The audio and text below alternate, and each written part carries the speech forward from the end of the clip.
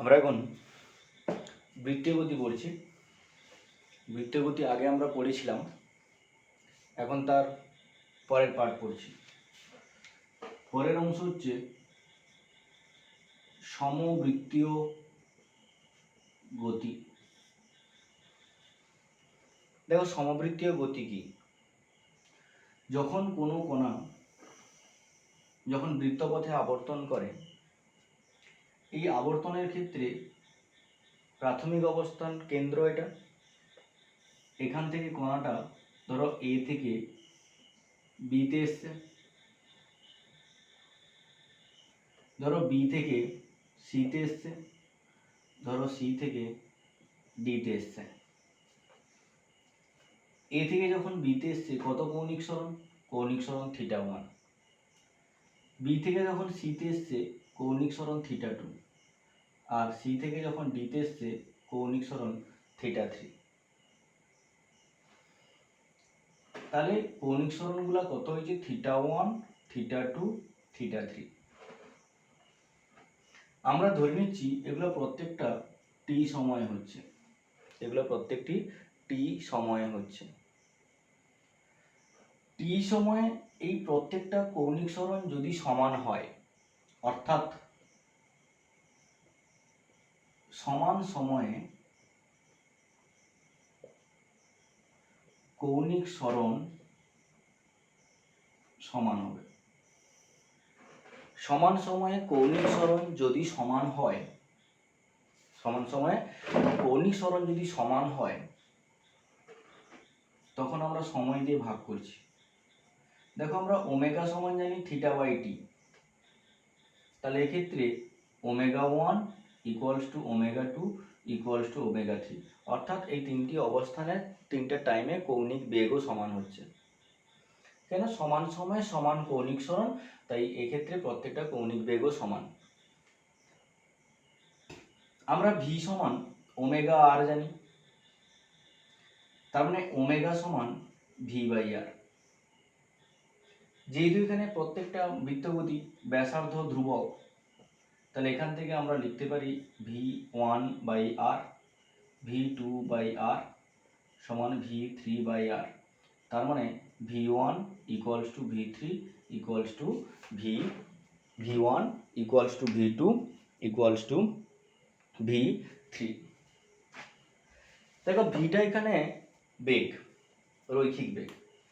কিন্তু রৈখিক বেগ যদি ধরি v1, v2, v3, এই বেগগুলো কি হচ্ছে? মানটা একই কিন্তু অভিমুখটা আলাদা, তাই আমরা বলবো দ্রুতি সমান।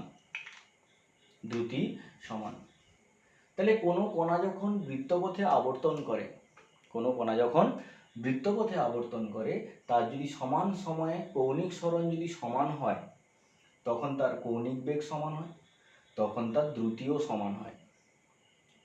যদি কোনো কণা বৃত্তপথে সমদ্রুতিতে আবর্তন করে, যদি কোনো কণা বৃত্তপথে সমদ্রুতিতে আবর্তন করে, তখন তার যে এই যে গতিপথটা, এটাকেই বলবো আমরা সমবৃত্তীয় গতি। সমবৃত্তীয় গতিতে ধ্রুবক কে থাকে? কৌণিক সরণ ধ্রুবক থাকে, কৌণিক বেগ ধ্রুবক থাকে, দ্রুতি ধ্রুবক থাকে, সঙ্গে বলবো গতিশক্তি এবং ভরবেগও ধ্রুবক থাকে।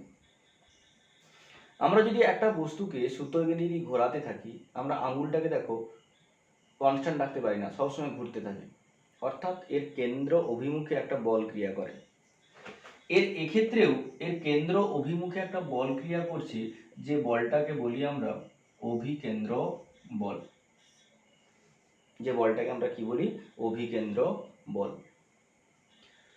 আমরা F = ma জানি, তাহলে যদি ভেক্টর দেখাই, তাহলে বলের অভিমুখ যেদিকে, ত্বরণের অভিমুখ ও সেদিকে। যেহেতু কেন্দ্র অভিমুখে একটা বল ক্রিয়া করে, তাই কেন্দ্র অভিমুখে একটি ত্বরণও ক্রিয়া করে, যে ত্বরণটাকে বলি আমরা অভিকেন্দ্র ত্বরণ। অর্থাৎ এর এইদিকে একটা ত্বরণ ক্রিয়া করে, যাকে বলছি আমরা অভিকেন্দ্র ত্বরণ। তাহলে অভিকেন্দ্র ত্বরণ, অভিকেন্দ্র বল কোন দিকে ক্রিয়া করে? না, অভিকেন্দ্র বল এবং অভিকেন্দ্র ত্বরণ কেন্দ্র অভিমুখে ব্যাসার্ধ বরাবর ক্রিয়া করে, কেন্দ্র অভিমুখে ব্যাসার্ধ বরাবর ক্রিয়া করে। এর দ্রুতি কোন দিকে ক্রিয়া করছে? স্পর্শক বরাবর। তাহলে এদের মধ্যবর্তী কোণ কত? না মধ্যবর্তী কোণ হচ্ছে 90 ডিগ্রি। দ্রুতি এবং ত্বরণ পরস্পর সমকোণী ক্রিয়া করে, বা দ্রুতি বা বল, অভিকেন্দ্র বল পরস্পর সমকোণী ক্রিয়া করে। এখন আমাদের কাজ এই অভিকেন্দ্র ত্বরণ, অভিকেন্দ্র বল এদের রাশিমালা প্রতিষ্ঠা করা। আমরা এখন অভিকেন্দ্র বলের রাশিমালা প্রতিষ্ঠা করব।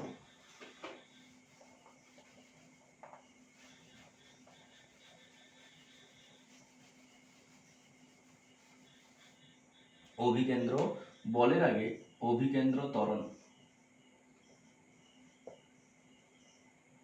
অভিকেন্দ্র ত্বরণ। একটা কণা বৃত্তপথে আবর্তন করছে। এই বৃত্তপথে আবর্তনের ক্ষেত্রে ও বিন্দু, এ বিন্দু থেকে কণাটার গতি শুরু হচ্ছে, যার বেগ স্পর্শক বরাবর ভি। টি সময় পরে কণাটি এ থেকে বিতে এসছে, বিতে কণাটির বেগ স্পর্শক বরাবর কত কৌণিক সরণ করেছে? থিটা কৌণিক সরণ করেছে।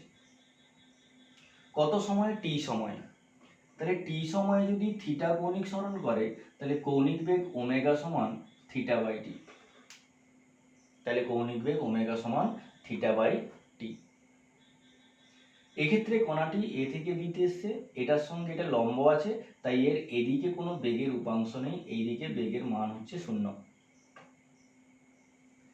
এখানে বেগটাকে আমরা উপাংশে ভাঙবো, এর এদিকে একটা উপাংশ আর এইদিকে একটা উপাংশ। এই কোণটা থিটা বলে এই কোণটা থিটা। এই বেগ ভি কে এই থিটার সাপেক্ষে উপাংশে ভাঙবো, এদিকটা ভি কস থিটা আর এদিকটা হচ্ছে ভি সাইন থিটা। একটা ভি কস থিটা এবং একটা ভি সাইন থিটা।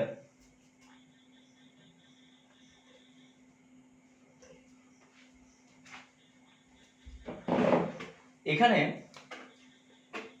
আমরা ত্বরণ ক্যালকুলেশন করব। ত্বরণ মানে বেগ পরিবর্তন। আমরা সবসময় বেগ পরিবর্তনটাকে একটা নির্দিষ্ট অভিমুখে দেখাবো, হয় কেন্দ্র থেকে বাইরের দিকে, নালে কেন্দ্র অভিমুখে। কেন্দ্র থেকে বাইরের দিকে এটা প্রাথমিক বেগ, ভি কস থিটা হচ্ছে অন্তিম বেগ। কেন্দ্র অভিমুখে এটা প্রাথমিক বেগ, এটা যার বেগের কোনো মান নেই, বেগটা 0। আর এটা কেন্দ্র থেকে বাইরের দিকে, যেটা হচ্ছে ভি সাইন থিটা। আমরা কোনো একটা নির্দিষ্ট অভিমুখে বেগ পরিবর্তন যদি পাই, তাহলে সেখানে আমরা ত্বরণ পাবো, না হলে ত্বরণ পাবো না। আমাদের প্রমাণের সুবিধার্থে আরো আমাদের দেখাতে হবে, ধরতে হবে যে এর থিটাটা যদি খুব ক্ষুদ্র হয়, থিটা খুব ক্ষুদ্র হলে কস থিটাটাকে আমরা ধরবো প্রায় 1 আর সাইন থিটাটাকে আমরা ধরবো থিটা। কস থিটার খুব ক্ষুদ্র মান কি হয়? কস 0 হলে 1 হয়, তার জন্য আমরা একে 1 ধরছি। আর সাইন থিটার ক্ষেত্রে থিটা যদি খুব ক্ষুদ্র হয়, আমি যদি 0 ধরি, সাইন 0 কত হবে? 0। কিন্তু আমরা 0 লিখতে পারবো না, একটা মান আমাদের রাখতে হবে, যে মানটাকে আমরা থিটা ধরি, তাই কোণের মানটাকে আমরা ধরে নিই। এখন আমরা বেগ পরিবর্তনে যাচ্ছি। প্রথমে কেন্দ্র থেকে বহির্মুখী, কেন্দ্র থেকে বাইরের দিকে।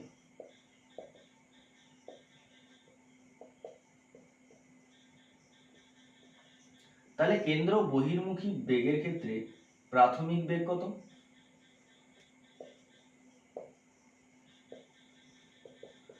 কেন্দ্র বহির্মুখী, কেন্দ্র থেকে বাইরের দিকে প্রাথমিক বেগ হচ্ছে ভি। অন্তিম বেগ কত?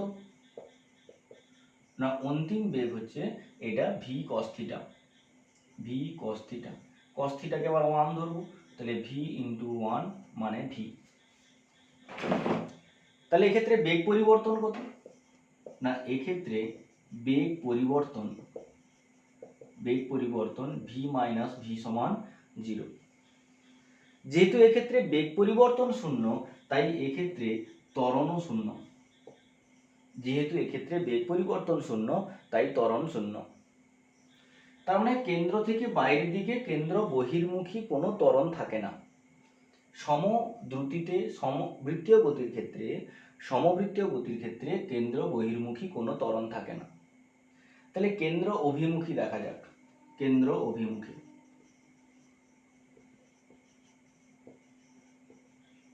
তাহলে কেন্দ্র অভিমুখী বেগের ক্ষেত্রে এই দিকটা প্রাথমিক বেগ, এটা হচ্ছে অন্তিম বেগ।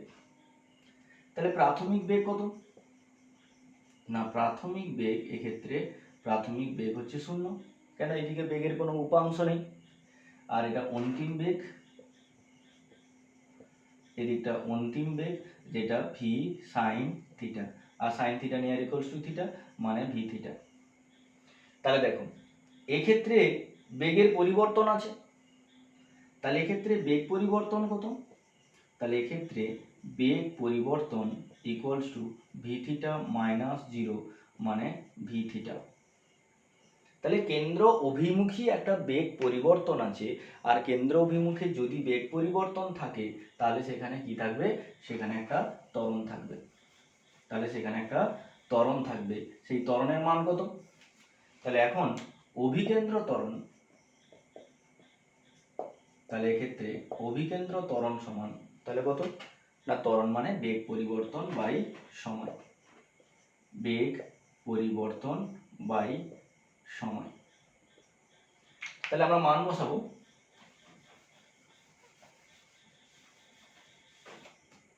দেখো বেগ পরিবর্তন তাহলে কত ভি থিটা, সময় কত টি, সমান ভি ইন্টু আমরা আবার পড়েছি omega equals to theta by T, এটা আমরা জানি। তাহলে এখানে কি বসাবো, ওমেগা সমান, আবার আমরা জানি V equals to omega R, তাহলে ওমেগা আর ইন্টু ওমেগা সমান ওমেগা স্কোয়ার আর, এটা একটা ত্বরণের রাশিমালা, ওমেগা স্কোয়ার আর এটি একটি ত্বরণের রাশিমালা। আবার যেহেতু V equals to omega R, তাহলে omega equals to V by R, তাহলে এখানে যদি বসানো হয় ভি বাই আর তার হোল স্কোয়ার ইন্টু আর সমান ভি স্কোয়ার বাই আর, এটা ত্বরণের আর একটি রাশিমালা। আমরা ত্বরণের এই দুটো রাশিমালা পেলাম, একটা V equals to omega square R একটা V equals to V square by R. আমরা যখন যেটা প্রয়োজন হবে আমরা সেই ত্বরণের রাশিমালাটাকে ইউজ করব, প্রয়োগ করব। যদি বলে যে অভিকেন্দ্র ত্বরণের রাশিমালা প্রতিষ্ঠা করো, তাহলে এই পর্যন্ত রাশিমালা প্রতিষ্ঠা করতে হবে, ছবি আঁকতে হবে এবং পুরোটা ভালো করে লিখতে হবে। তাহলে অভিকেন্দ্র ত্বরণ কাকে বলে না, সমদ্রুতিতে বৃত্তাকার পথে ঘূর্ণায়মান কোনো কণার তার কেন্দ্র অভিমুখে একটা ত্বরণ থাকে, যে ত্বরণটাকে আমরা বলছি অভিকেন্দ্র ত্বরণ।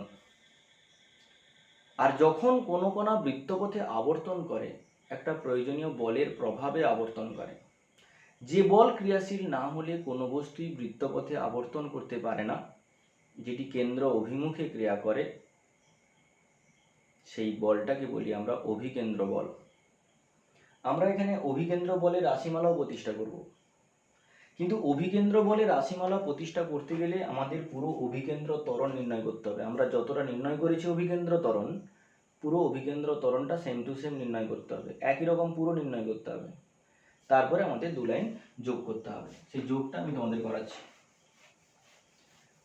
এরপরে কতটা করতে হবে সেটা আমি বলছি। এরপরে কি লিখবে, তাহলে অভিকেন্দ্র বল ইকুয়ালস টু বস্তুর ভর ইন্টু অভিকেন্দ্র ত্বরণ।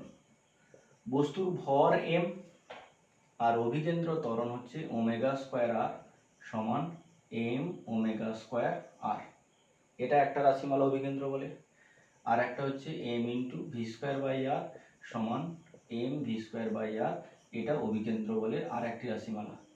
মানে অভিকেন্দ্র ত্বরণের আমরা দুটো মান জানি, দুটো মানকে দুবার বসিয়ে দিয়েছি, দিলে অভিকেন্দ্র বলের দুটো মান পেলাম।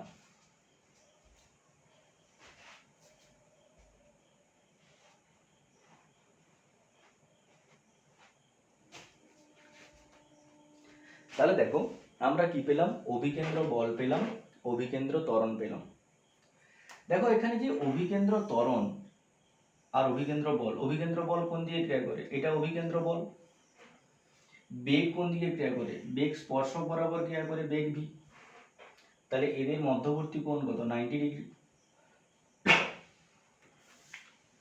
দেখো আমরা জানি বেগের অভিমুখেই বস্তুর সরণ ঘটে, আমরা জানি বেগের অভিমুখে কোনো বস্তুর সরণ হয়, তাহলে সরণ কোন দিকে হবে? এইদিকে। বল কোন দিকে ক্রিয়া করছে? এইদিকে। তাহলে বল এবং বেগ যদি সমকোণে ক্রিয়া করে তাহলে বল এবং ত্বরণও কিন্তু সমকোণে ক্রিয়া করবে। বল এবং সরণ ডিসপ্লেসমেন্ট এটাও সমকোণে ক্রিয়া করবে। তাহলে এক্ষেত্রে কৃতকার্য কত হবে? না, কৃতকার্য W = F(s) cos θ। F অভিকেন্দ্র বল, সাপোজ mv²/r ধরলাম। সরণটা কি? বেগের অভিমুখে হচ্ছে, তাই v বসালাম ইন্টু cos of 90। cos 90 কত? 0। তাহলে এখানে অভিকেন্দ্র বল ক্রিয়া করছে কিন্তু এখানে কোনো কার্য হচ্ছে না।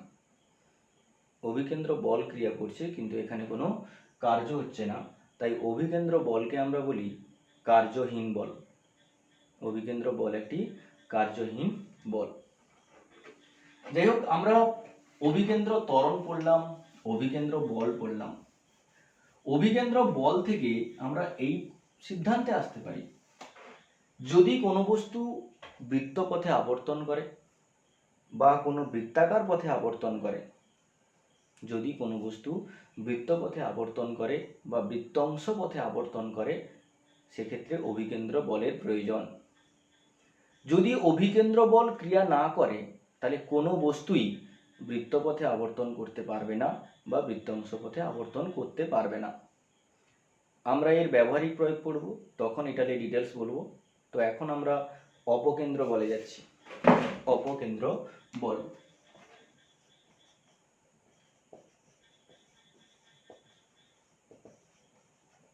অপকেন্দ্র বল, এক্ষেত্রে আমরা একটা উলম্ব বৃত্তপথ ক্যালকুলেশন করব। উলম্ব বৃত্তপথ, এক্ষেত্রে একটা বস্তু আবর্তন করছে। দেখো, উলম্ব বৃত্তপথ বলতে আমরা নাগরদোলা জানি। নাগরদোলা, এই নাগরদোলার ক্ষেত্রে আমরা যদি ব্যাখ্যা করি, নাগরদোলা বরাবর একজন ব্যক্তি আবর্তন করছে। নাগরদোলায় যে ব্যক্তি আবর্তন করছে ওই ব্যক্তি একটা পাথর নিয়ে যাচ্ছে, এখানে পাথর নিয়ে লোকটি বসছে। তাহলে যে লোকটা বসছে এখানে সে ঘুরছে, লোকটির বেগ এবং পাথরটার বেগ একই। তাহলে এরা যেহেতু বৃত্তপথে আবর্তন করছে, তাহলে সেখানে একটা অভিকেন্দ্র বল প্রয়োগ করতে হবে। অভিকেন্দ্র বল ক্রিয়াশীল হতে হবে। যদি অভিকেন্দ্র বল ক্রিয়াশীল হয় তবেই বস্তুটা বৃত্তপথে আবর্তন করতে পারবে। তাহলে এখানে বস্তুটা বৃত্তপথে আবর্তন করছে মানে এর কেন্দ্র অভিমুখী একটা বল ক্রিয়া করছে। এর কেন্দ্র অভিমুখে একটি বল ক্রিয়া করছে, যে বলটা কি? অভিকেন্দ্র বল। সে অভিকেন্দ্র বল কে দিচ্ছে? নাগরদোলার কেন্দ্র। নাগরদোলা যে বৃত্তপথে আবর্তন করছে তার যে কেন্দ্র প্রয়োজনীয় অভিকেন্দ্র বল সাপ্লাই দেয়। এখন যে লোকটা ঘুরছে সে ঘূর্ণনশীল নির্দেশতন্ত্রে আছে। ঘূর্ণনশীল নির্দেশতন্ত্র কথার অর্থ অজড়ত্বীয় নির্দেশতন্ত্র, এখানে কোনো ত্বরণের ঠিক নেই। আমরা নিচে আছি কয়েকজন দর্শক, এখান থেকে আমরা দেখব আমরা কয়েকজন দর্শক এখানে উপস্থিত। আমরা জানি একটা সুতোকে যদি পাথর বেঁধে যদি হাতে ঘোরাতে থাকি, কিছুক্ষণ পরে ছেড়ে দিলে কোন দিক দিয়ে যায়? স্পর্শক বরাবর। তাহলে এখানেও যে লোকটা আবর্তন করছে সে যদি পাথরটাকে ছেড়ে দেয় কোন দিকে যাবে? না, সেই পাথরটাকে ছেড়ে দিলে পাথরটিও স্পর্শক বরাবর গতিশীল হবে। পাথরটাও স্পর্শক বরাবর গতিশীল হবে। কিন্তু এখন প্রশ্ন হচ্ছে, এই যে স্পর্শক বরাবর গতিশীল হবে এটা কে দেখছে, কে বলছে? কার মনে হবে যে স্পর্শক বরাবর গতিশীল? না, যারা দর্শক আছে, যারা স্থির নির্দেশতন্ত্রে আছে। আমরা দর্শক, আমরা স্থির নির্দেশতন্ত্রে আছি, আমাদেরই মনে হবে যে এটা স্পর্শক বরাবর যাচ্ছে। কিন্তু যে ঘুরছে তার কি মনে হবে? দেখো, যেই মুহূর্তে পাথরটাকে ছাড়ছে সেই মুহূর্তে পাথরের বেগ লোকটার বেগ সেম, একই। লোকটি বৃত্তপথে আবর্তন করবে আর পাথরটি একই বেগে স্পর্শক বরাবর আবর্তন করবে। কিছু সময় পরে লোকটার মনে হবে, লোকটা যখন এখানে আসবে পাথরটা তখন এইরকম জায়গায় পৌঁছে যাবে। কিছুক্ষণ পরে লোকটি যখন এখানে পৌঁছবে পাথরটা তখন এখানে পৌঁছবে। তখন লোকটার কি মনে হবে? লোকটার মনে হবে পাথরটা কেন্দ্র থেকে বাইরের দিকে বেরিয়ে যাচ্ছে। লোকটির মনে হবে পাথরটি কেন্দ্র থেকে বাইরের দিকে বেরিয়ে যাচ্ছে। পাথরটি কেন্দ্র থেকে বাইরের দিকে বেরিয়ে যাচ্ছে। এটি যে বলের প্রভাবে বাইরের দিকে গতিশীল হয় সেই বলটাকেই বলি আমরা অপকেন্দ্র বল। সেই বলটাকে আমরা কি বলি? অপকেন্দ্র বল। এটা কোন নির্দেশতন্ত্রে ঘটে? ঘূর্ণনশীল নির্দেশতন্ত্রে ঘটে। শুধুমাত্র যে লোকটা ঘূর্ণনশীল নির্দেশতন্ত্রে গতিশীল সেই লোকটির ক্ষেত্রে মনে হবে যে পাথরটা কেন্দ্র থেকে সোজা বাইরের দিকে বেরিয়ে যাচ্ছে। তাহলে অভিকেন্দ্র বল কেন্দ্র অভিমুখী ক্রিয়া করে, অপকেন্দ্র বল তার বাইরের দিকে ক্রিয়া করছে। অভিকেন্দ্র বল কেন্দ্র অভিমুখে ক্রিয়া করে, অভিকেন্দ্র বল, আর অপকেন্দ্র বল তার থেকে বাইরের দিকে ক্রিয়া করছে।